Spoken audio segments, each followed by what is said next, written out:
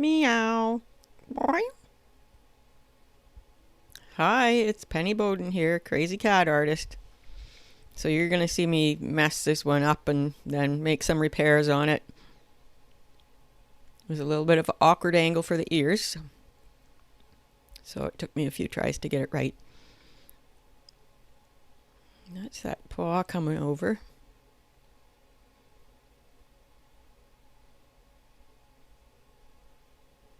And it's definitely a different perspective like this than if the cat's head is upright and facing you. So it's really a good challenge to do some different poses like this.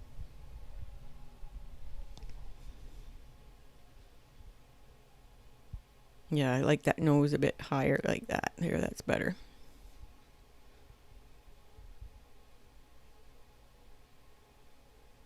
Get that little smirk in for that nice pleasurable nap that the kitty's having. And I ended up getting that top ear totally in the wrong place, so you'll see me fix that in a bit too. Just didn't quite look comfortable. I love to hear from you, so please drop me a comment. Let me know what you want to learn about drawing cats, or tell me about yourself or your cat, or where you live in the world. I just love to hear from you.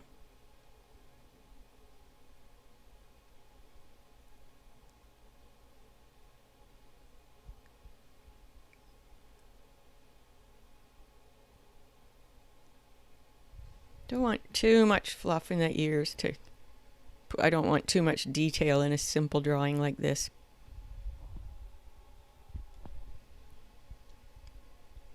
Just suggestions of toe lines and ear hairs, and kind of fussed over the ear hairs a bit. We'll try this angle.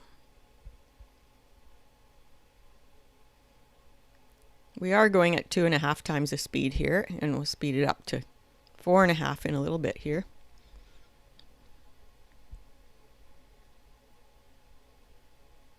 Some tabby stripes to help shape the face.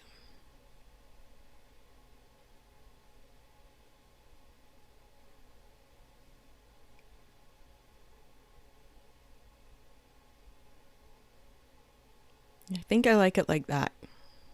I want to make sure that paw's over top of the ear.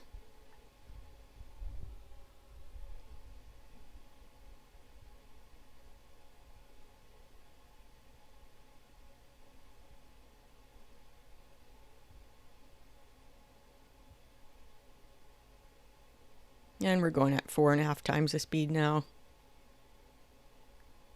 Just get some suggestion of tabby stripes in.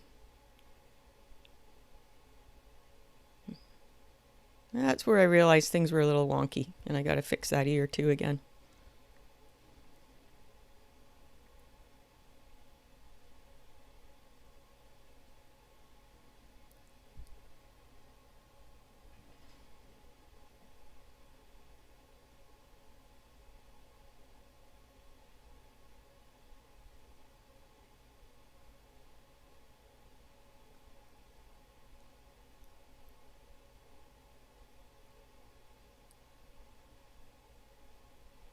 Okay, here we go.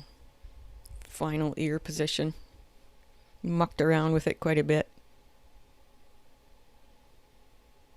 But all this learning I'm gaining carries forward to the next cat drawing, or even just the same one of this one if I want to do a more polished, completed one. It's a study. And I know some people associate the word study with negative because they had to study boring things in school, but this is a fun kind of study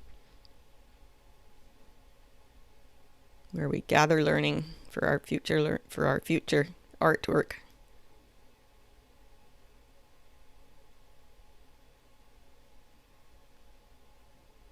Thank you so much for watching, and we'll see you next time.